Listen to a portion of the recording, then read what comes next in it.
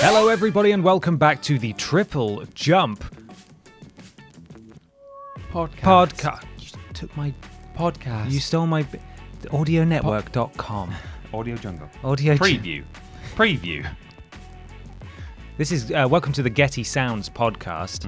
Every 3 seconds it's going to say Getty. Okay, excellent. Yeah.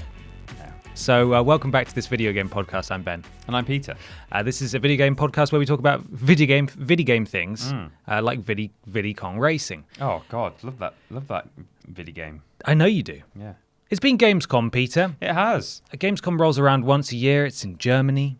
It's a big European gaming convention. We've been once before, a couple of years ago. Yeah. It is horrifying in that I really enjoyed going. Yeah. But there's just the most amount of people I've ever seen. No, that's true. And there's so much footprint to it as well. Like there's the whole show floor set up for all of the people, but then actually behind a super secret special door that you can only get through with magical press passes, there's kind of a carbon copy. It doesn't look the same. It's not presented with all the lasers and stuff. No. But in terms of size, there's all these stands that are also set up for the press. Yeah. So it's about twice as big as you think it is if you're a regular goer. This is a weird example to give because there's very few people who are going to understand what I'm saying. But you know the special edition Skittles they've done recently? Right. And I saw them last night, which is why I know them. The white packet. The white packet with no colours on it.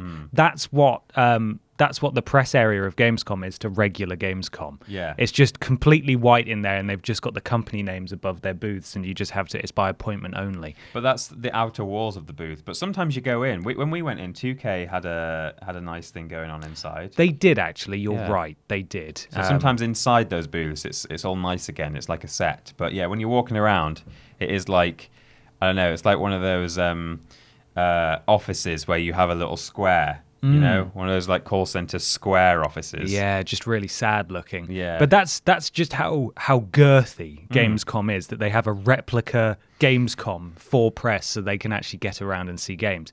Now, Gamescom used to have press conferences many years ago, as did Tokyo Game Show, and they still kind of do. Right. But those have, and then there was Paris Games Week and all sorts of other ones, and they've sort of drifted by the wayside over the years, and E3 has just continued to be E3. But this year it was kind of exciting because Gamescom had Gamescom Opening Night Live, which is kind of like a press conference. Well, it kind of was. Hosted by Jeff Keighley and put together by his team, they do the Game Awards and things like that, and they often have world premiere trailers and announcements and things like that. And so we stayed up, we streamed our reactions to it, we watched along because it was like, well, what's going to be shown off? We know Death Stranding is going to be there. Yeah. So we're going to get into that a little bit as we work through. This is sort of a Gamescom special episode. It is. Lots of questions relating to it. Tons of questions. Tons of them. It's worth pointing out as well that it's Thursday morning as we record this. Not every announcement from Gamescom or game that's been showed off has been shown off at this time. Yeah. By the time the podcast released, we'll probably get into it next week. We do know that Insomniac has been purchased by PlayStation. Yes. And is now one of their first-party studios, which is fantastic news. Congratulations to everyone at Insomniac, particularly the people at the top who've probably made quite a lot of money off that purchase. But before we go any further, Peter, it's time to talk up today's sponsor. Absolutely. Talk them up right now, Ben. Who is it? The sponsor of this podcast this week is Jeff Keighley. Okay. And he's just got a message that he would like me to read. I can guess what it is, but I'll let you go ahead with it. Hello, Hideo Kojima. Yeah. It's me, Jeff Keighley. I'm your best friend, and you're my best friend. It's Mr. Kojima. Sorry, Mr. Kojima. Yeah. It's me, Jeff. As you call your best friends, Mr. Surname. It's me, Jeff. I really enjoyed seeing you in Germany the other day. Please answer my texts. I miss you very much, and I would love it if we could take more photos together for the scrapbooks that I'm making. Also, if you could send me a used hairbrush, I can finish construction on my Mr. Kojima doll. I look forward to hearing back from you. Love, Jeff. It's a tragic tale of forbidden love. Yeah, longing in Cologne. I suppose Kojima isn't his surname, is it? Because they do it the other way around. Kojima-san. Kojima-san, yeah. Yeah, Mr. So he's called Mr. It's like me calling you Mr. Ben. You can do. Oh, well, I won't. Getty. Wasn't there something that... What was Mr. Ben? I feel like Mr. Yeah, Is that a children's TV show of some kind? From the tail end of our parents' era. I think even it's too late for them and too early for us. Oh, so. I watched Mr. Ben. I remember They Mr. probably Ben. rerun it, yeah. Yeah. But I mean, its original run. Well, anyway, that's me now. Right. And thank you very much to Jeff for sending that in. We'll get into Jeff's bromance with Kojima-san a bit later on. But that's a lie! We will get into it. But that sponsorship is a lie! Yeah. It's not real. It's a complete fictitious scenario that we've invented for you. It's believable. You fools. But It is. fictitious. It's totally believable. We don't know Jeff, but Jeff clearly feels like he knows Mr. Kojima extremely well.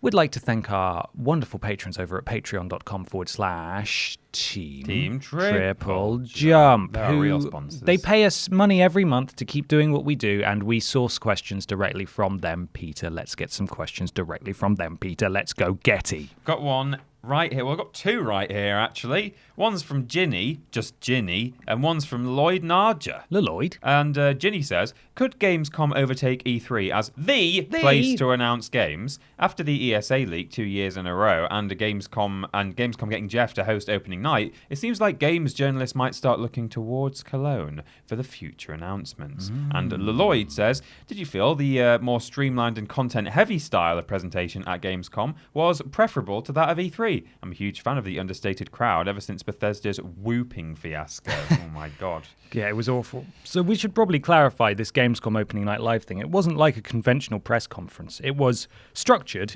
but after pretty much every either announcement or trailer, Jeff got a relevant person up on stage to have a chat with them briefly, which was I really liked that. I thought that was a nice touch. Admittedly, there weren't too many games that were for you or I at that show, but I thought that was a nice change to the formula. Yeah, I don't know how much Jeff sort of really broke it down in his head and thought, how can I do this best? Well, he'll want us to do it as best he can, but I don't know if he looked at E3 and thought, what's the best format for conferences at E3? Because to me, the best way to do E3 conferences, which they sometimes do and sometimes don't, is to show a trailer, bring one or two people out on stage to have a quick chat, and then go and move on to the next thing straight away. And, you know, as you say, so that's not always how it goes. It's not always that streamlined. No. So I don't know if Jeff thought people like that, let's just do loads of that, or if he just came up with it on the fly for whatever reason. But in any case, yeah, I think, as you say, there weren't as many games for us at Gamescom, but, you know, it was all announced at E3 anyway, all the big stuff. So hypothetically, if E3 was on its way out, it's funny, isn't it? Because after E3, before Gamescom even happened, there were a lot of discussions going around, both sort of on TripleJump and elsewhere, saying, is E3 dead? Please watch our video. Please watch our video. Please watch our video. So, you know, not only have you had that, is E3 dead? We're now saying, is Gamescom getting better? It's and on the rise. Yeah, so you put those two together and you think, if E3, you know, winds down slightly and some of the more big announcements aren't sort of blown at E3, then Gamescom could really be a significant, interesting thing. I think. Could. It's a time of great change, Peter. Yes. Because we see Epic Games starting to rival Steam, Yes. and we see Gamescom taking a swing at the king. That being E3. There's a few things to factor in here, I feel. Right. I think, on the one hand, E3 is run by the ESA, which are the lobbying group for video games in the United States. They're massive. Yeah. And the ESA is comprised of PlayStation, Nintendo, Xbox, everybody. Everybody's got a slice of the pie. E3 will continue to be massive. Yeah. But I feel like the difference between E3 and Gamescom, admittedly, I don't know the historical origins of Gamescom, but E3, it feels like, started as a business event, which evolved into a consumer show. Yeah, and Gamescom is a consumer show, which sort of did and then didn't, and now is again evolving into more of a business showcase. Right. So the ESA run E3 has always allowed publishers and developers to show their stuff. So they have the established, they're sort of entrenched, if you will. It's always been their kind of format. Exactly. Yeah. And Gamescom now sort of getting back into that, it'll be an uphill battle, but as long as they take this alternative route, perhaps a little bit more understated, run by a guy and his team, rather than a huge, presumably multi-billion-dollar corporation or company or entity or what have you. I think it will have its place. I don't know if it will rival, but on the other hand, Peter, don't know if you heard about this. We didn't talk about this last week or the week before. There was that massive leak from E3. And I'm not talking about games being leaked, as Ginny said, which has been a problem with E3 for the past couple of years. It has been, actually. But there was a huge leak of confidential information of a load of journalists who attended E3. Yeah. That is massive. That is huge. This the amount age as well. Well, the amount of money that they could end up paying out could potentially absolutely ruin the ESA. It could ruin it. And what does that mean for E3? Who's to say? Yeah. That is one way that I could see. Gamescom perhaps getting the upper hand here. But I don't really feel like you need to compete. There's been tons of talk for years and years and years about other companies or other events getting it. EGX has often spoken about having some kind of press conference aspect. Never happened because they just know that if they do it, they're going to have to do it. They can't do it the same way that E3 does it because you're just going to get compared and people are going to be like, rubbish, wasn't it? Well, that's the thing, E3 wasn't so long ago, and as I say, there were not so many games for us at Gamescom because those loads had already been blown, as it were, at E3. Yeah. So, you're sort of dealing with some dregs as well in that regard. But, maybe if there was a conference 6 months, on the other side of the year, so I don't know when that would be. I'm not going to do those mathsages. Tokyo Game Show's at the end of the year. January, February, maybe sort of time. If there was, maybe that's a better time because a lot can happen in 6 months. Things can be ready to announce. There's a lot coming out in early next year as well. Yeah. And I'm not suggesting Gamescom go, oh, well, we want to really have a piece of this pie. Let's move it to February. Everybody come to winter Germany. Yeah, no, I'm not suggesting that. But I'm just saying, that's one reason why Gamescom, I don't think, will ever outdo E3 because it takes place just after it. And at the moment, E3 is still the big boy. And therefore, people are going to show their games at E3. And therefore, there's not going to be much new stuff to show at Gamescom. It would be a risk for anyone to go anywhere other than E3, because even though it's the most competitive market. I feel that the only thing that could really, the only thing that could really take E3 down, so to speak, would be themselves with this data breach, or I've got it written here as we put in our amazing video that you should definitely go and watch. A direct. With the whole angle that we were taking with is E3 dying is, there's a rise of direct streams that are around the same time, and fewer companies are actually coming to the event physically. The way that Gamescom has done it, Gamescom Opening Night Live, similar to the Game Awards in that it's not PlayStation's Gamescom stream. Yeah. It's just a compilation of loads of different announcements from loads of different places. That works. Yeah. But the issue with Direct is that it could still really hurt E3. Yeah. I feel like Gamescom, if they continue this trend, are kind of bulletproof in that regard. But E3 are still vulnerable to loads more developers and publishers thinking, this costs too much money. Yeah. Why are we going all the way there when we could stay home and shoot a video and post that online? And it's a lot of pressure, really, because E3 and, other events like it, but certainly E3 is quite infamous for cringy moments or technical issues. Again, watch our video on the cringy moments. Should watch our videos, yes, please. And the benefit of doing if you do a live stream direct, much like Gearbox did, and that didn't go so well. It wasn't a direct, but a dedicated live stream. Yeah. That can go wrong. But if you do a Nintendo style one where everything is just all put together in a nice little package and checked thoroughly, and then it can just go out exactly how they want it. You can avoid all that sort of stuff. And like you say, it's expensive to go to E3. It's expensive to go to a stage, show all of your stuff at the same time, and then potentially have someone's trousers fall down in front of millions of people. So absolutely. Yeah, directs might be the way to go, especially, Nintendo-style ones that are all pre-rendered and dusted and just polished, delightful with a bow on, and so forth. So no, I don't think we think that Gamescom is going to step to E3 anytime soon. E3 is its own worst enemy, it seems, and as long as Gamescom stays in its own channel, doing its own thing, thriving, flourishing, moisturized, in my lane, flourishing. Flourishing. That's a new word that Gamescom has come up with because they're flourishing so much. You can Google that. Yes. This is a It's special got word. flourish. There's a cream, I There's think. a yeast. Yeah. Getty. Peter, what are we what are we playing? Playing? What are we playing? Yeah, Scarlet. Hiya. What are we playing? Peter, Getty. I've been playing a fair bit this week. Have you? It's not like me, really. That's weird. Yeah. You sure this isn't the weird bit? But I don't know. It's a bit of both. Ugh. It's a little teaser for weird news. Go on. Weird news. I've been playing my PlayStation this week. So I actually recently took a load of biscuits to CEX. Have you heard that term before? Biscuits. It's just trade-ins. No. But people call them biscuits. That's sometimes. weird. Yeah, it is I weird. haven't heard that. Oh, right. That's fun. And one of them was quite a nice special edition of Dirt that I just didn't want anymore. That was a biscuit you found on the floor. Yeah, a little dirty biscuit. Ew, It was a disgusting. two box thing Dirt. in a pack that someone gave to me. I got a tenner Gross. for that. Did you? Tenner from CEX for that. Wow. Yeah. What did you buy with your new riches? I actually bought a game that I've already played. Oh, good. Borrowed at the time and want an actual copy for myself. Oh, I know this one, I yeah. think. What do you think it is? Is it the well-known cologne, the Uncharted Nathan Drake collection? It is. Uncharted. The Nathan Speaking of Drake cologne, collection. God, it's all coming together, isn't it? It is. Oh my God. That's what Gamescom is. So I've played a little bit of the first Uncharted this week.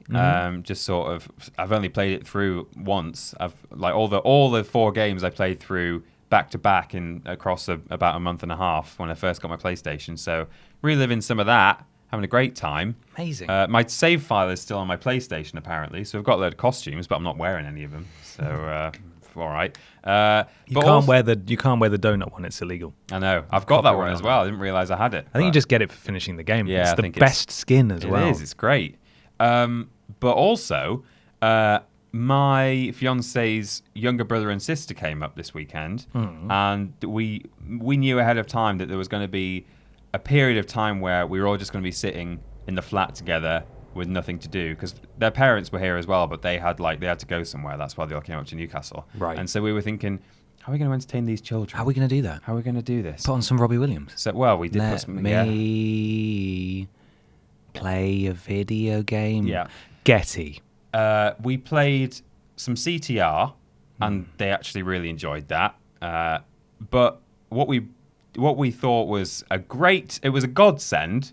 We played That's You on PlayLink. We love PlayLink. We do love PlayLink, and That's You, for those of you who don't know. Well, PlayLink, for those of you who don't know, is where you can use your phone as a controller. So that's good. It means if you don't have a load of controllers, which I don't, I've only got 2, you can still have 4 players or more.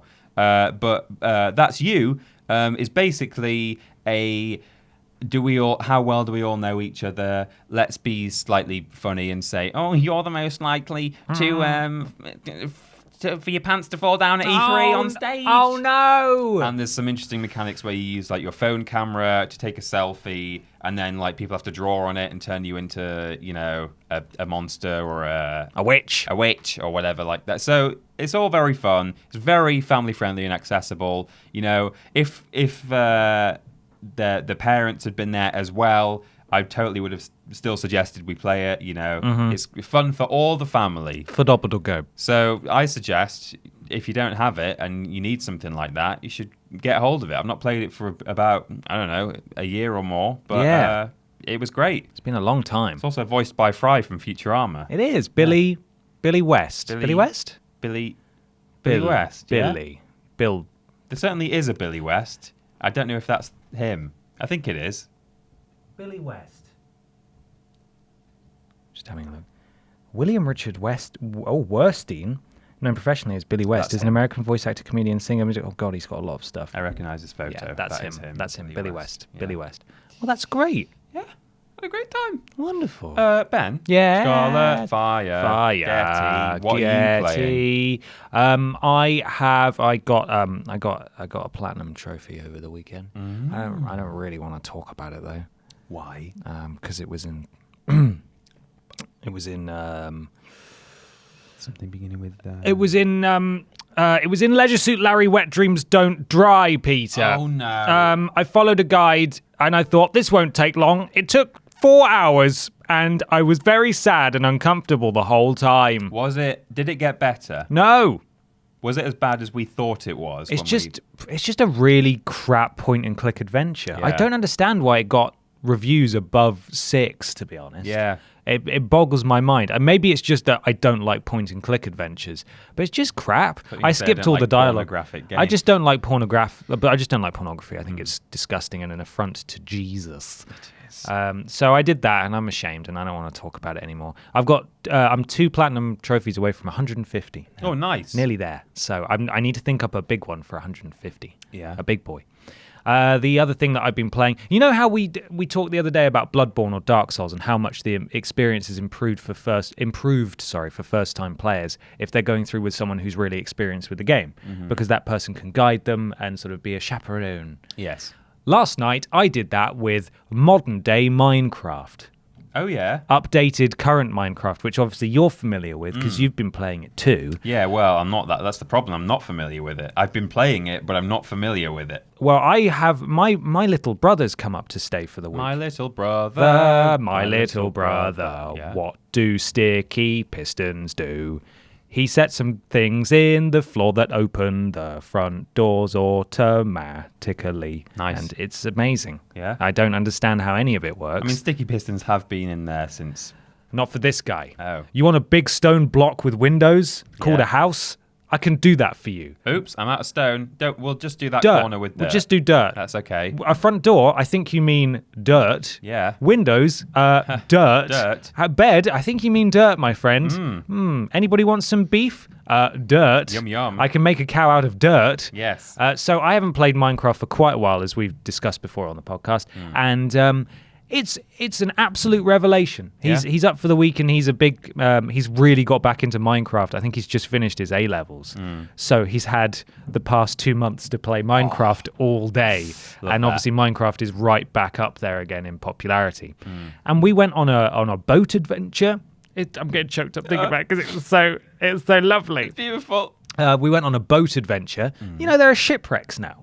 Randomly generated shipwrecks. Yeah, I'd heard that. And depending on the size, they have up to 3 chests in them, and sometimes they'll have a treasure map, and the treasure map will have an X on it, and you have to go and find it and then dig in that area until you find another chest with more treasure in it. Oh my god. And sometimes you'll find ruins underwater, and they're Atlantean ruins. I only know that because I got a trophy for it.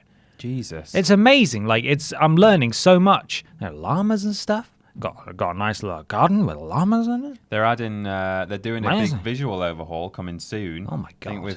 I think with ray tracing in it. Oh Jesus! Which means those blocks will never look so good. You know, they can trace around. You can just put a piece of. It used to be illegal, but now you can put a Mary Sue Jedi in the game. Well, you can do that. That was never illegal. It was just controversial for idiots. Yeah. It used to be illegal, but now you can put a piece of paper over the screen and trace over it. No. Now you can. That's what they're bringing in the new update. They're removing that law. So if you want to trace over rays or other things on your screen, manta rays, stingrays, there's got to sun be another rays, one, isn't there? Ray Romano. Yeah. That's it. Those are the rays, and that's all. That's what I've been playing though. Great. Keeping it a little bit limited. Should we move on to another question? Why not? Do you want to read it? I do. We got a lot of Gamescom questions because we did ask for them, and some of them were in a similar vein. So we've got another couple here. This one's from Xavier Ramirez. Rammers. Yeah. Jeff Keighley. I can't even speak. Jeff clearly. Keighley has a huge... For God's sake. Read that first bit for me, Peter. Jeff Keighley clearly has a huge man crush for Hideo Kojima. Who is your video game-related man crush, whether a video game character or developer? And Josh Giles equally reacts. Your reaction to the... I just read ahead and saw react and then read it again. Your reaction to the insane, unadulterated love fest surrounding Kojima on stage at Gamescom was perfect. Is there anyone in the games industry you have that much adoration for? If not, is there anyone you have an incredible amount of respect for and would try any game they were a part of, even if it's Pissing Simulator 2020. You got a favourite boy or girl? Well, it's man crush was the first question. Or girl. Or girl It's crush. 2019. If I had to have a bit of a man crush on a video game character or developer, it would probably be Leon Kennedy. Oh, okay. He's a sexy man. See, I skipped right over it and thought, oh yes, the creatives, give me that big brain. I didn't even think about characters. No, I mean, I was trying to think of the most attractive creative, and I couldn't think of one. I went down the Couldn't think of secondary. one single. There's no sexy creative. Creatives, pack it in. Yeah. You're not sexy. Peter Austin, 29, Getty. I went down the second route that Josh suggested, as someone you have an incredible amount of respect for. No, sure. And would try any game. What have you got for me? I mean, I don't think there is a person who I have that high an opinion of that I would just play whatever they make. Right. But I totally understand this. See, I nearly did a bit of an angry tweet at about 1 a.m. after Gamescom when I got in. Yeah. I nearly said like, oh, why is people are only interested in this game because Kojima's in it? 'Cause you would have woken up to death threats. Well, I wouldn't have minded people being mad at me for not liking the game, but what I would have minded and what I would have agreed with would be if people had said to me, but surely there are people who you think, well, I don't care what they do, I just want to play it. And I think that probably, I can see I can't think of anyone who I do feel that way about, but certainly I can understand that one might feel that way about something. So I guess the closest I ever came to it was once upon a time, Peter Molyneux, I think. Okay. Whatever he was doing, I would have been interested. Right. Then he did Curiosity and Goddess. And Peter Molyneux just kept being Peter Molyneux. Yeah. And that was kind of and it. then I him, realised, wasn't it? oh, wait, this guy's Peter Molyneux. Oh, never mind. Oh, that's a shame, isn't it, that Peter Molyneux is Peter Molyneux? Yeah. If he could be anyone else, even Peter Molyneux, but just 10 years ago, 20 years ago. Yeah, 10 years ago. Yeah. Great. What about Michel Ancel? Well, no, see, I could have said Michel Ancel, but really, it's that I obviously want a Beyond Good and Evil sequel. Yeah. I liked the first game. I'm also very interested in Wild, which he's been making for ages with, I think they're called Black Sheep or something sheep.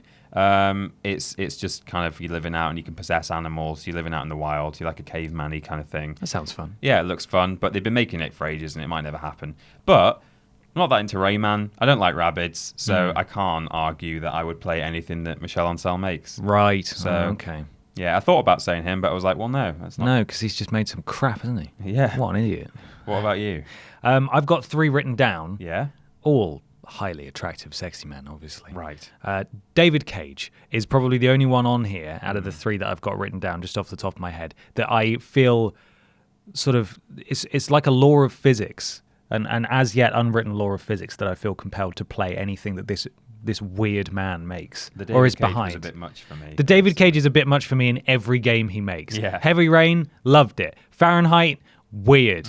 Kind of liked it. Really good to begin with, then super weird and obtuse. Yeah. Beyond Two Souls, one of the most beautiful games I've ever seen, but also weird and wasn't that great. Detroit Become Human, really good. Looks really good. Really liked it. We're streaming it. Well, yeah. With the first episode's live now. If you want to see it, our live stream. We're playing as a psychopath.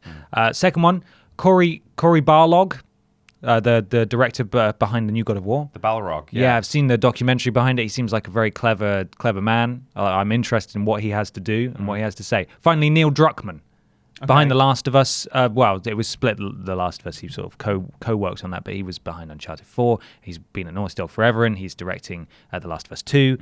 Good guy. Good at what he does. Like the style of his games. I'll follow your career, my dude. From someone who's significantly younger than you. You got Moxie, kid. You're going places. Getty. Yes. Go and Getty. Don't let your dreams be dreams. Just Getty. Yesterday you said tomorrow. Amy Hennig's also really good. Yeah. I feel like she's either taking a break or she's working with a smaller independent studio now after just going through the ringer, it sounds like. No, just getting horrible. Kicked about by the industry, which sucks. Let's take one of the most talented writers and just treat her like crap. Let's just. That's the new Nike slogan. Yeah. Just.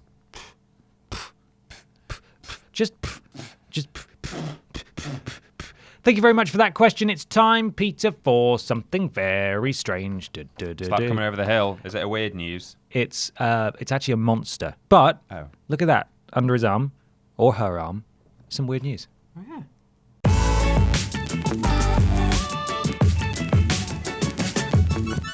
Weird news time! Lime. We were spoiled for choice this week, Ben. Peter Austin. Would you like to hear my I would reject like headlines? To. Here's some reject didn't headlines. Make it Yes, because please. there was weirder news. I also have a reject headline I'll throw in as well. Okay.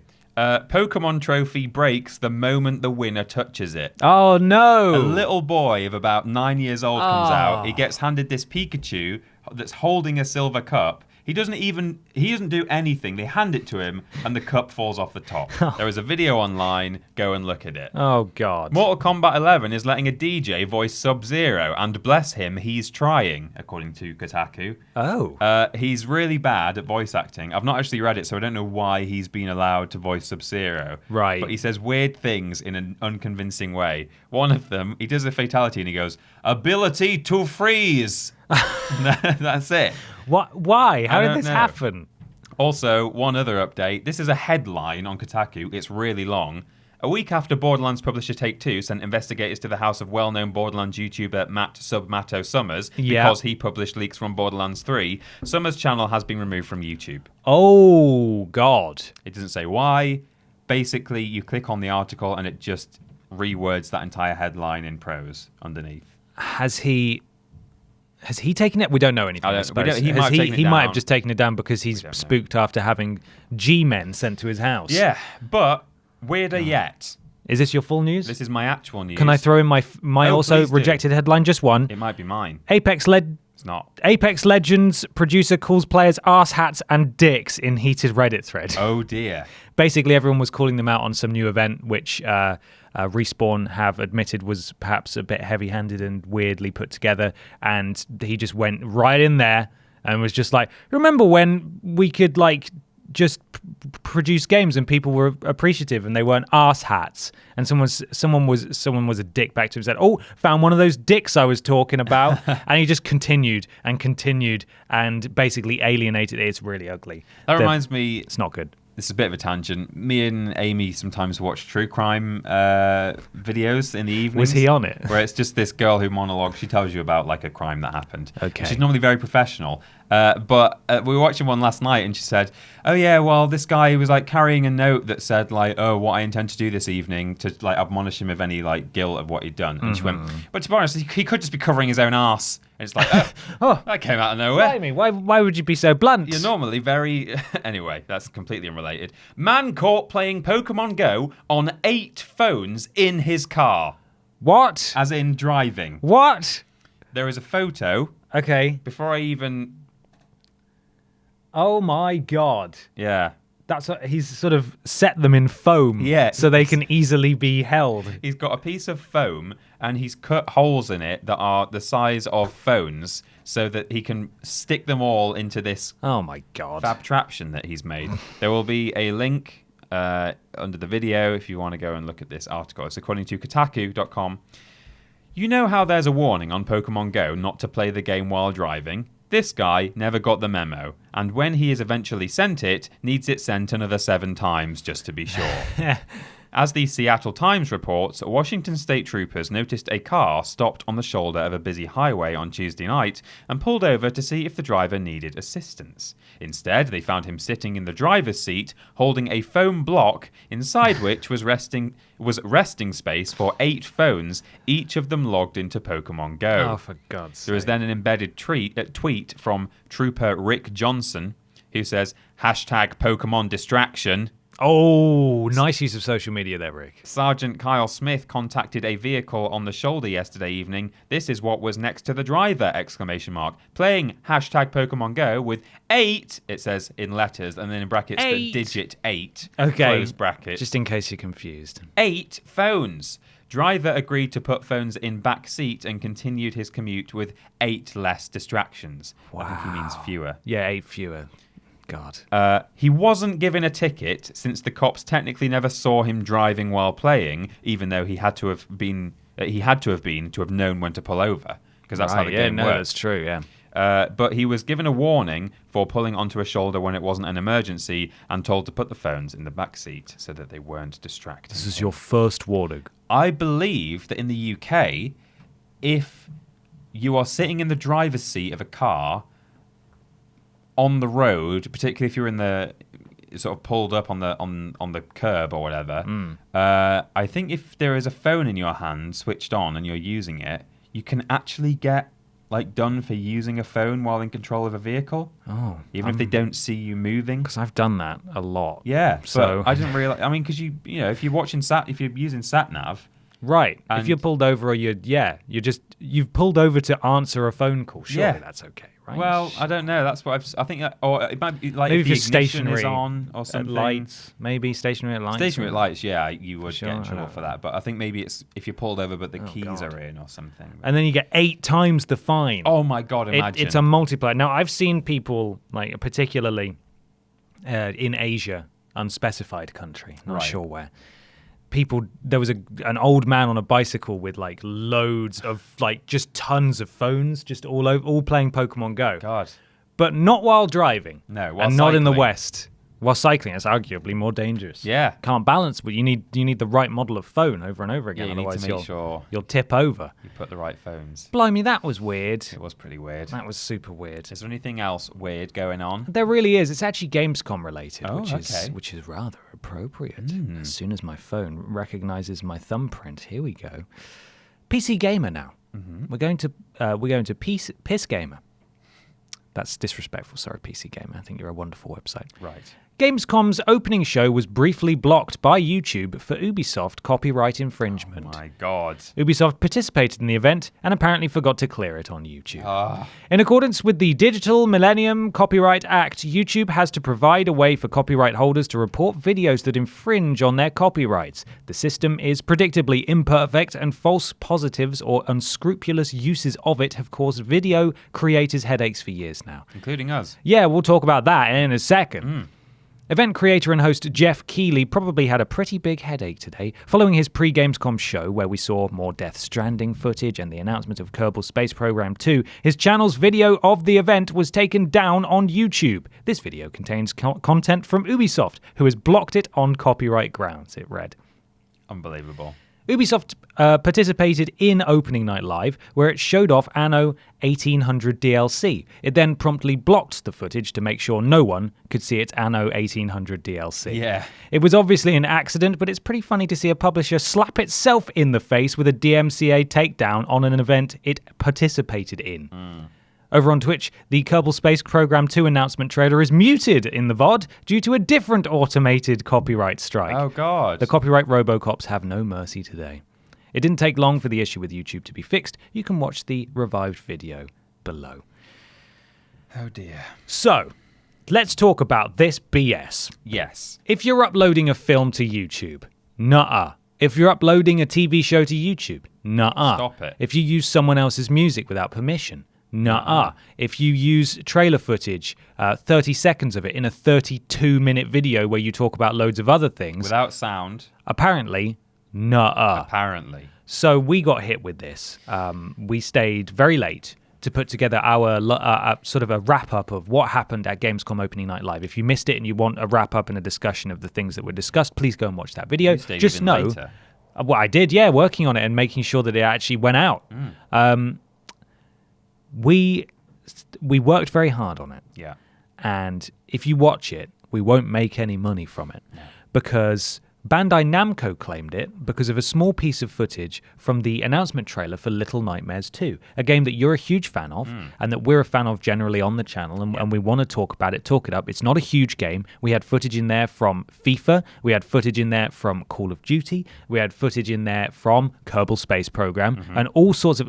We didn't cover Anno 1800, perhaps for the best. Yeah. And...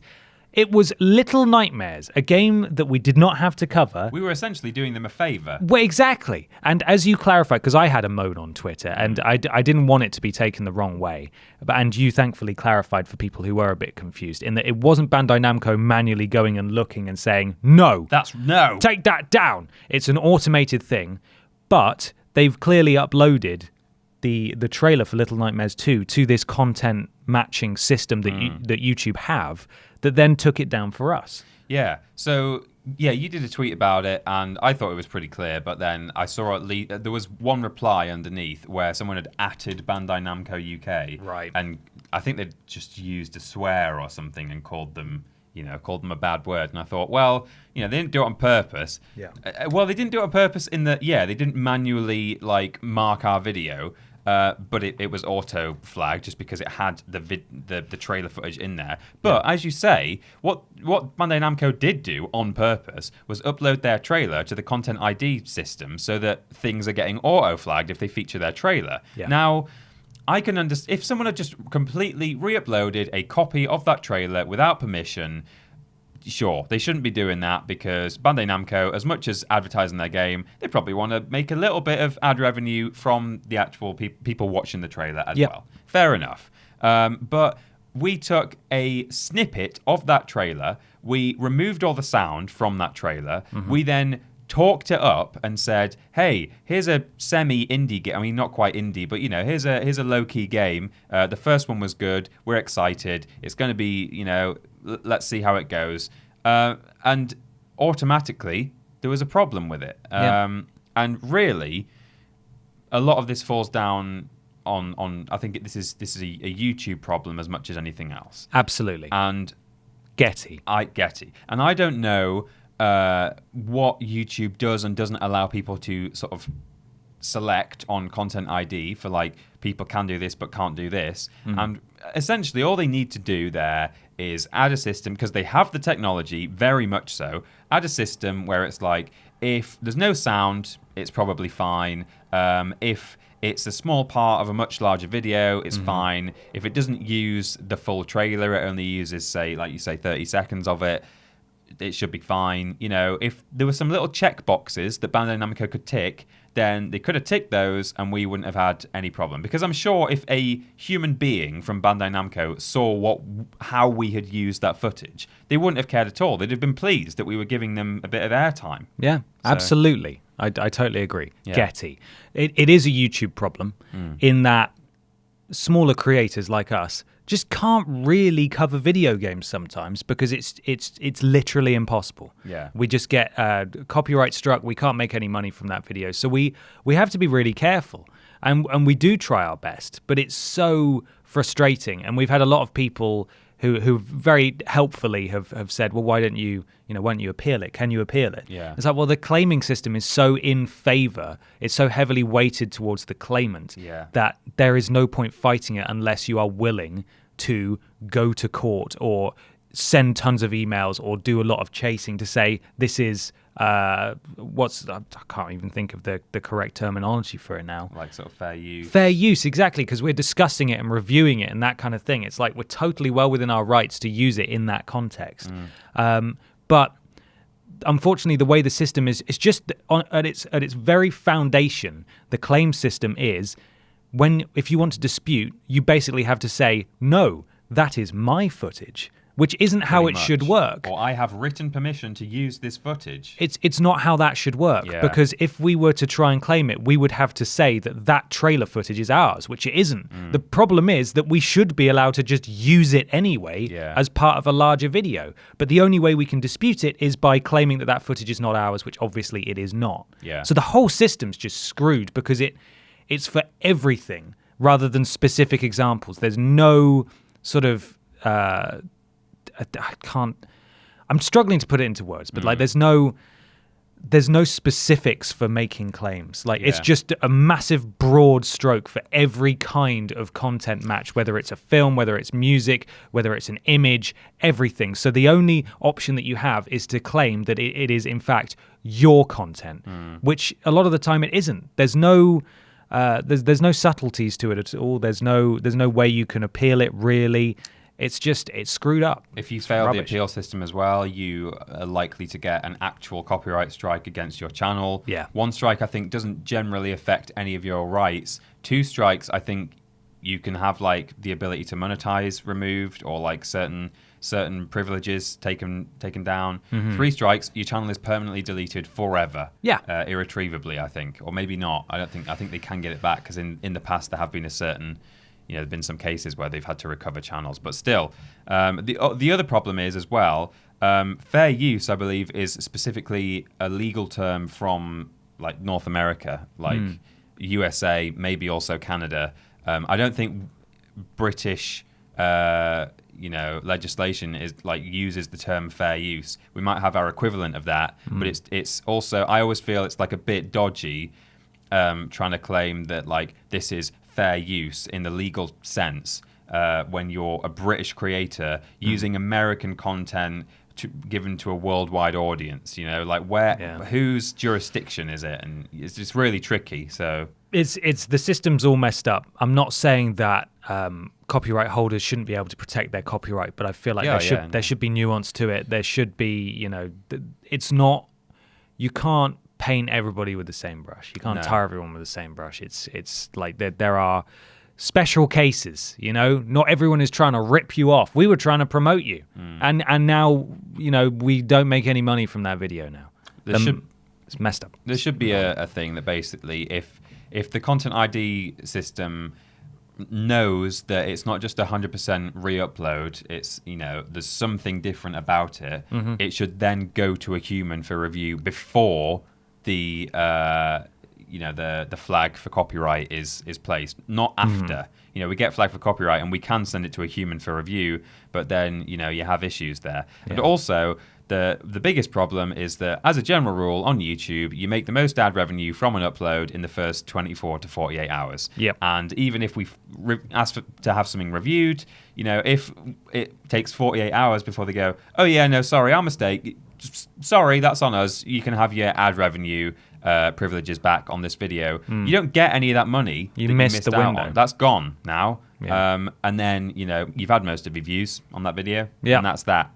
Yeah, it's the system's broken. It doesn't work properly, and it's especially now that they recently changed the monetization thing, where you have to have a certain amount of subscribers and get a certain amount of views per week in order to even be monetized in the first place. The system is harsher than it ever was.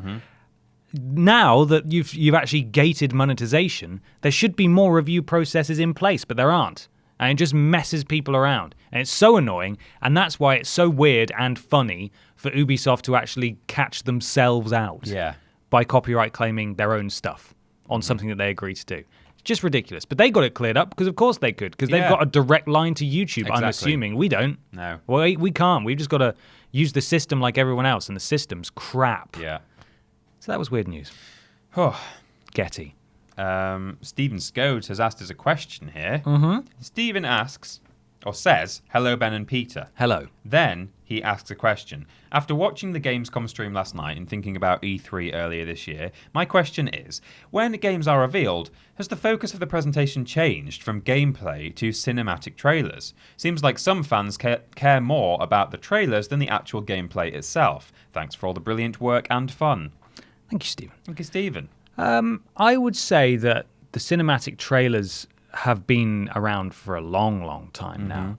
I get that it can be frustrating sometimes, but what they really want is sort of like a market share of the popular gaming culture sort of attention, if you know what I mean. Right. Like they want people to be aware that they exist. It's meant to drive hype and excitement, and if it's an announcement trailer, I can understand fully why they just want to show either a cutscene or something bespoke and CG that may not even reflect the final game, just to the themes get attention and they want people to know that it's happening and for people to talk about it. And then gameplay usually follows afterwards, and if it doesn't, then that's a red flag. Yeah. But they've been doing this for a long time now. Like at least 20 years, or maybe even as long as games have been around. They've not always just featured gameplay in the trailers, unfortunately, for better or worse. I don't know if I've noticed a change necessarily in the ratio of CG to gameplay. Maybe it seems slightly more CG trailer heavy now, possibly, but you still see plenty of gameplay. Again, it seems to be a bit more that CG is an announcement thing. There's more of a CG focus on announcements, and then over time, they start revealing gameplay. I think one interesting example, and I'm sure this isn't the only game that did it, but to talk about a game that I don't ever shut up about, Beyond Good and Evil 2. Right. In the first CG trailer they did of that, although it was 100% CG, features characters you're not even going to be able to play as, pretty much everything that took place in that trailer, they said was based on gameplay mechanics that were planned and was supposed to be indicative of that. So the guy used a sort of grappling hook glove thing to escape, and that's what you're supposed to be able to do. They sort of hijacked a vehicle. There were various things. They had jetpacks. And then in the second trailer, they did a bit where they were in space and the pilot got out of the fighter that she was in, and this like sort of skin suddenly grew over her so that she can exist in outer space without dying. And again, they say they did that because it's meant to be indicative of what's going to happen in the game. Right. So some CG trailers do stuff. They show stuff off that you're never going to be able to do in this game. Yeah. It's ludicrous. And so I think it's worth, if nothing else, in your CG trailers, maybe trying to depict things that are going to be in the game at some point. Yeah. I think there's something to be said for that. I agree. A lot of these first-party games, they tend to just show off cutscenes from the game. Spider-Man did it. Last of Us has done it. All that kind of stuff. And that's great if they can do that. But like Kerbal Space Program 2, that it's okay to have an extravagant trailer that gets eyes on it. Yeah. Makes people sit up and pay attention and gets it into the public gaming consciousness in a way.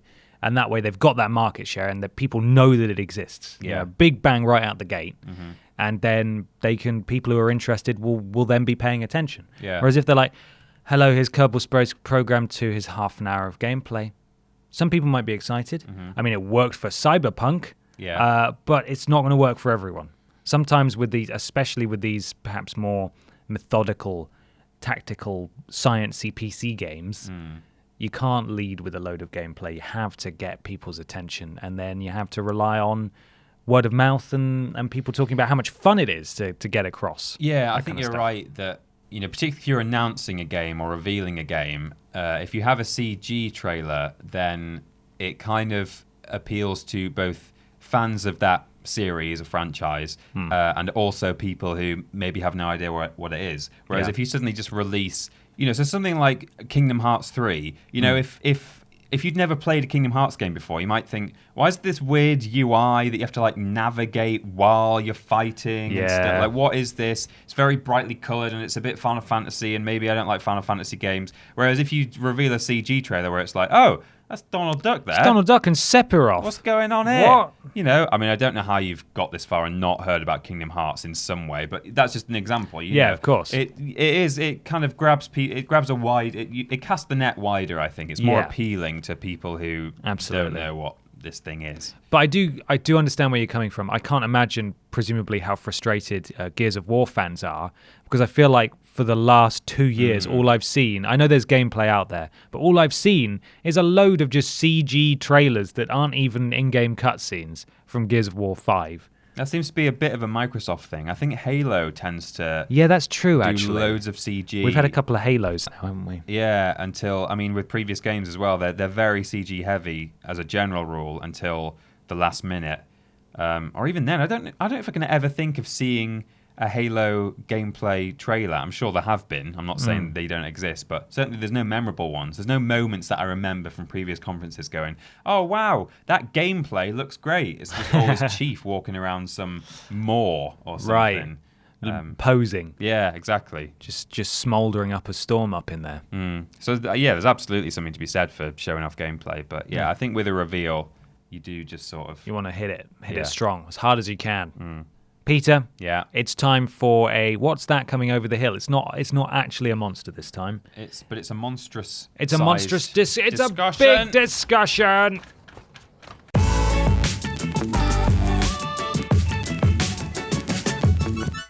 Big discussion time. This comes from Empyrean 7. Empyrean Anvil. Empire Anvil. Not Hi boys, sneaking in a cheeky question before I go on my hashtag Hollybobs. Oh. With the recent Death Stranding conference being quite divisive due to how weird and pishroomy it was, I was wondering if you thought devs should be allowed free reign and to take risks, or if a higher power should keep their work tight and focused. I personally think Kojima is a breath of fresh air in an era where things are pushed out, often unfinished, at an alarming rate with little attention paid to quality. Very quickly before we continue, that's a hilarious thing to say about Kojima. Did you see MGS5? Yeah, what? Obviously, different doesn't automatically equate equate to good, but even if Death Stranding turns out to be bobbins, at least it'll be a unique experience. That's something that I think is sadly lacking these days. Reese Jones equally asks, at this stage I'm starting to think Death Stranding is one big wind-up. Kojima has fooled his audience before with MGS2. Do you think he can pull it off again? Also, Stephen Norris, Mark Hopkins, and Jessica James all wading in with similar thoughts. Death Stranding is running wild on Gamescom. I mean... Is he a lunatic, Peter? Yes or no? Yes. Okay. I think people who are genuinely really excited for this game are also lunatic. I won't go as far as to say no one has any right to be sort of intrigued. No one should be above cautiously optimistic or bewildered. Yeah. Intrigue is the right word, though. Intrigue. I mean, I think we're almost a little bit intrigued. I want to know what's going on. Morbidly curious. I like Metal Gear Solid. Right. I played MGS5 all the way through to the end, even though it did not deserve to be played all the way through to the end. But no sane person can look at this game and think, I have enough information now to think I am really excited for this game specifically. You might think I'm really excited for this game specifically because it's being made by Hideo Kojima. But again, I kind of think like, in a way, I think no matter the credentials or the history of an artist of any kind, I think they should always be, you know, scrutinized. I don't think it's okay to just go, well, you know, he always does great stuff, so what? I don't care if this looks really weird and like almost like he's just making it up on the spot and then trying to connect the dots after the fact. Right. You know, I think it's not enough. It shouldn't be enough, in my humble opinion, that you go, oh, well, it's a Kojima game, so I'm really, really excited for it. I don't care what it is. I think it's okay to say it's a Kojima game, so I'm really, really morbidly curious about what the hell he's doing this time. That it will be good. Yeah, like it's just, have you ever, I know I used to, when I was at school and I wasn't studying or paying attention at all, I used to, in the corner of my book, I used to like just do a really rapid scribble. And then I would like try and find like a picture in it. So I would like shade bits or like add little bits on or like give it eyes and it would just be some like abstract Picasso-shaped dinosaur or something like that. Yeah. That is how Kojima seems to be making this game. Yeah. The fact that we are...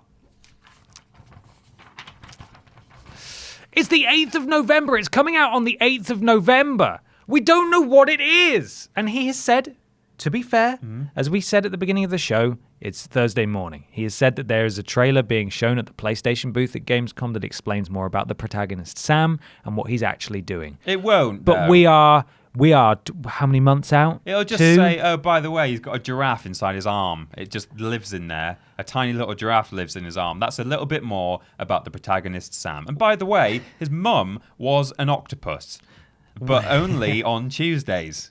We are 2.5 months out from this game. Yeah. And we know more about Cyberpunk and how that works. And we've seen one trailer and we know Keanu Reeves is in it.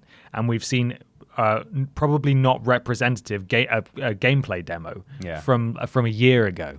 We know more about that game than we do about this one. And the gameplay we have seen of Death Stranding looks pretty bollocks, I think. Yeah, well, literally bollocks, because everyone knows that that's where the piss is stored. Yeah. And he did there's a piss mechanic right out of his balls. Pissed right out of his balls. A mushroom grew. It's some kind of offensive weapon, apparently. And also some kind of key, like Jar Jar Binks, Getty. Yeah. Some kind of key to all this.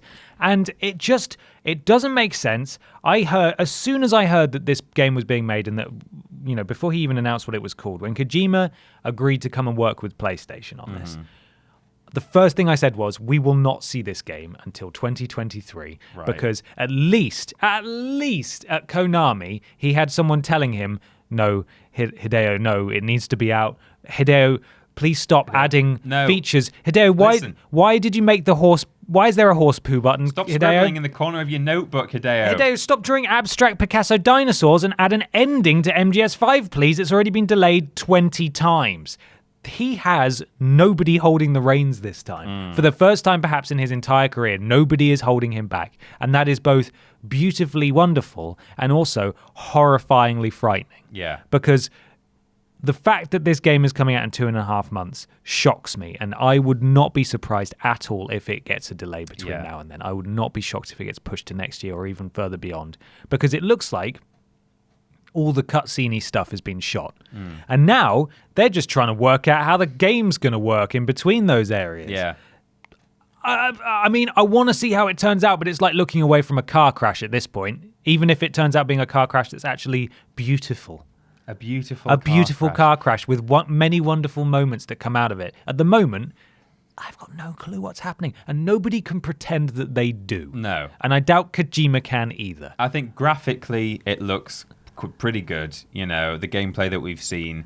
But the cutscenes are astonishingly good looking, but the gameplay, it's just green fields, isn't it? Well, that's the thing. So like in terms of lighting and shading, looks good, but it's just, I described it, I can't remember if we were on camera at any point or if I was just saying it off the air, but it kind of reminds me of just, how in Doctor Who they just film everything in that was on Wales. It was either on our live stream reactions or it was on our What Happened at Gamescom Opening Night Live 2019. Please go and watch it. Yeah, it's just they've gone to one of the quarries in Wales that they filmed Doctor Who at and pretended it's an alien landscape. It's not. It's just a quarry, and that's all we've seen. We've just seen that green boulder-strewn moorland. It's the second reference to Moorland I've made in this podcast somehow. But yeah, and it does feel like it's like some sort of family party board game where you get given 3 cards. One of them's got a car on it, one of them's got like a hose pipe on it, and one of them's got a cupcake on it, and you have to just make a story. Right. I feel like that's what he's done. He's made some cutscenes with Del Toro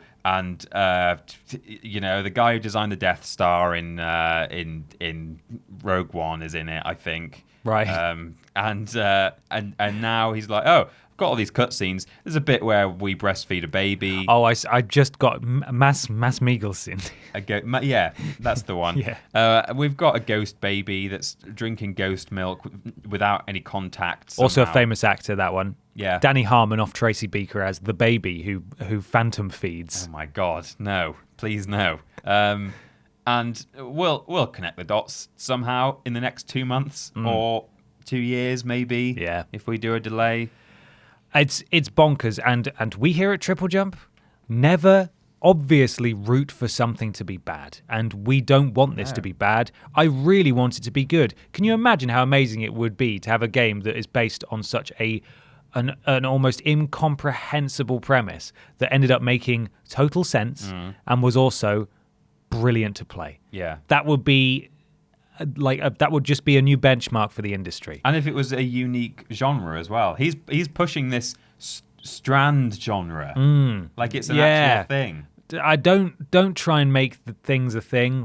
Don't, because it never works that way. I feel like in many ways he is almost the victim of his own success because he's done so many amazing things and so many groundbreaking video game moments have come from him. Yeah. That when people actively describe him as a genius to his face, and he's not like, oh, no, don't do that. I feel like there's a very human part of a lot of us who are like, who the hell is this guy? Yeah. Even though I know what he's done, calling him a genius to his face and going, oh, well, thank you.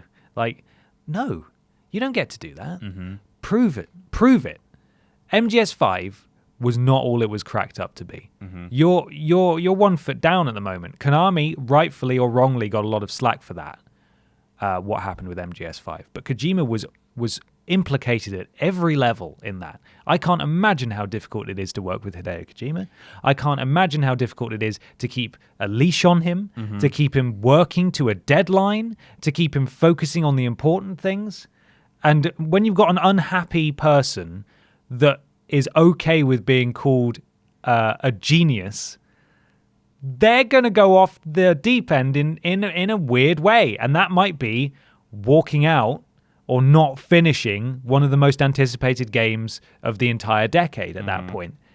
And so just be careful with your hopes around this guy. Yeah. Don't get so excited and don't give him the benefit of every doubt, because while I want this to be good, there's every chance that it could be bewildering nonsense that you convince yourself is good. Yeah. Because you feel like you're so invested that it has to be good. There will be a contingent of big Kojima fans who play this game. And Down with big Kojima. And even if it is bewildering nonsense, what they will say is they'll sit on their very high horse that you can make poo by pressing a button, and they will say, oh well, you just don't get it. You're just not. Actually, it's all very well explained if you find all of the notes and not just the notes, but the cyber pebbles. It's in the grimoire cards as Bungie had it. The stories in the grimoire cards. If you read those in the companion app, exactly. Just get out of here, Activision.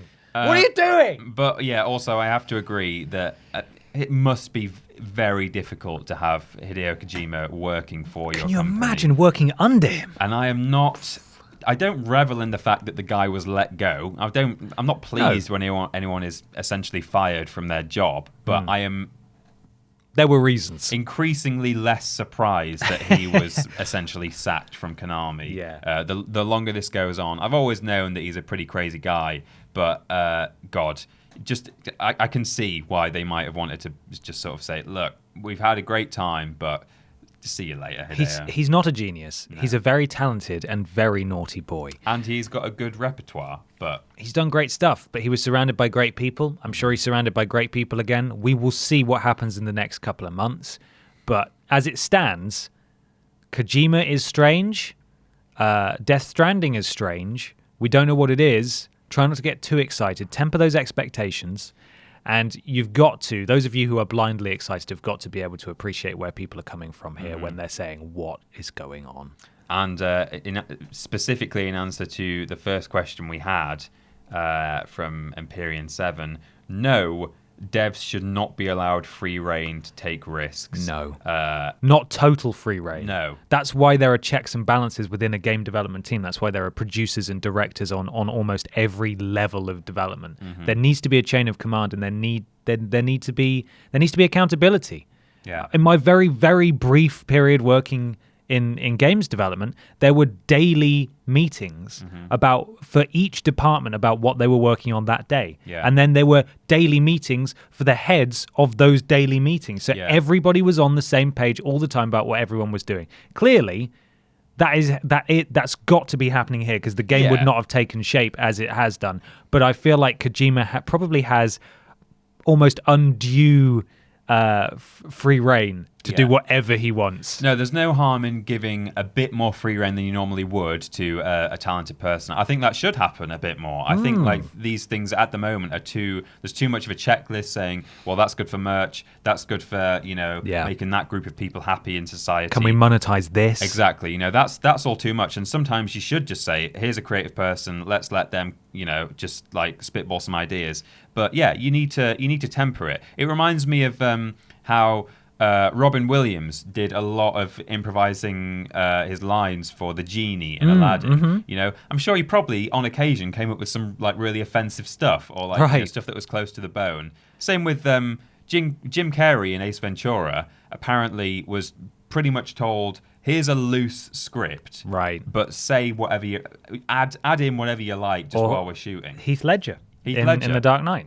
Absolutely. But you don't just go, I'm going to let that person do whatever they want. I'm the director. I'm going to shut my eyes and plug my ears, not look at this take, and then we'll shove it in the edit, and then... It'll work. Oh, we're at the premiere. Just animate it. Oh. Just animate it. Look also, what's happened. Not to belittle actors, because they're incredibly talented people. All of those people that have been mentioned are very, just unbelievably talented people. But this is... Video games are very different from just like an acting. I say just. You know what I'm saying. I don't want to belittle it, but like making a multimedia product like a video game takes so much to put together. Yeah. The exact strands. There's loads of strands if you want to get serious about genre. This. So Kojima actively being able to manipulate everything is kind of crazy. It's kind of crazy, but we'll see. Yeah. We'll see how it gets on. Please let us know, of course, what you think of Kojima and Death Stranding. Do you think his brilliance lies in his insanity? Do you think he is an actual genius? Do you think this game's a load of codswallop? Do you think it looks like it's going to be the best game ever and you're genuinely really excited and think it looks good? If so, hello? Are you okay? How many ladders are you going to erect? Let us know in the comments below. Or if it's going to turn out to be... bobbins. Bobbins. Please let us know what you make of Gamescom and everything that we've discussed this week in the comments below. Peter, where can people find us? You can find us on social media almost anywhere that's worth going. Team TripleJump, YouTube and Twitch, Team TripleJump, Twitter and Facebook, Team TripleJump. We have a Patreon. That's patreon.com/Team TripleJump. There's all kinds of rewards there. One of them is access to an exclusive room for patrons in our Discord, which is bit.ly/Team TripleJump. The audio version of this podcast, if you're watching on YouTube, is at play.acast.com/s/TripleJump. And the website is TripleJ.mup. We've got a store there and a careers page. And New merch coming soon. Yeah. Very soon. New merch coming soon. We shot a video for it, so that'll be more news on that as and when. Maybe in the next week or so. Yeah, I think next week. You wait and see. If you'd like to follow us on Twitter, you can do at that beta. You okay to be Beta Austin this week? Alpha Austin. At that Alpha Austin and at at confused_dude. God, I'm looking at the wrong part. Instagram at that Peter Austin and at Ben Potter 20. We do lists every Tuesday and Thursday. Streams every Monday, Tuesday and Thursday. Monday and Tuesday being on Twitch. Thursday being on YouTube. Worst games ever. It's fortnightly. This week is a worst games ever week. It went out yesterday for patrons of a certain tier and tomorrow for everybody else on Sunday. And the podcast goes out every Saturday. Please leave us an iTunes review or a review/rating on your platform of choice, something about algorithms. We have got an upcoming video recapping the most important things announced at Gamescom or shown off at Gamescom. That'll be with you early next week. Yep. So if you want a nice roundup, you can watch that. If you want a roundup of Gamescom opening night live, you can go back and watch either our live reactions or watch our what happened at video, even though we won't make any money from it, which is a real bummer. What else? We did a sleepover stream. We did. After Gamescom opening night live, where we read some children's stories and we chatted with you guys. Peter and I had a head-to-head. Yep. The loser of which would have to change their name for one live stream. Yeah. Which has now happened. Yeah. The name was suggested by very kind donators of a certain amount. And what was the name that was eventually chosen, Peter? Ceaseless Discharge. So look out next week, I think probably Monday, for Ceaseless Discharge's debut stream on TripleJump. For the VOD, you mean? Yes, for the VOD. Yeah. I think it's Monday. Thursday streams go out on Monday. So for one night only, Ceaseless Discharge streamed this week, and the VOD will be out on Monday for everybody to watch. I think that's everything. Yeah. I think we've done it all. Just got time to thank today's sponsor again, Jeff Keighley. Jeff Keighley writes, Kojima-san, I'm tired. My body aches for your embrace. Oh. That weekend we spent, the one at the beach time that we had together. Getty, the beach time that we had together, where we walked along the sand and looked into each other's eyes as we talked about how horrible Konami are. And there were loads of dead whales and ink everywhere. Dead whales were everywhere. You remember when I slipped on the whale blood from one of the stranded whales that exploded, because apparently that's the thing that they do when they stay on the beach for too long. And you laughed. And we rolled around in the whale gizzards and you said, hang on, I've got an idea. But you didn't say that. You said it in Japanese, and there was a translator who awkwardly followed about 10 feet behind and was really should have been paid way more. And you ran off. And I remember feeling sad that you ran away. But I understand now. You're a genius, and your genius has to be respected. This is Jeff Keighley, your best friend and life partner, signing off. I love you, Kojima-san. And actual editor of that small VT that they ran before. Yeah. We forgot to mention that. I think I did. I think I mentioned it in passing. Okay. Yeah. I think it's worth mentioning again, though, because it's amazing. Right. That's all. Thank you so much for watching, everybody, and or listening. We'll be back same time next week with another TripleJump podcast. Until then, look after yourselves and have a wonderful weekend. Yeah. Bye. Bye. Do you want to harmonize? Bye. That was fun. Yeah.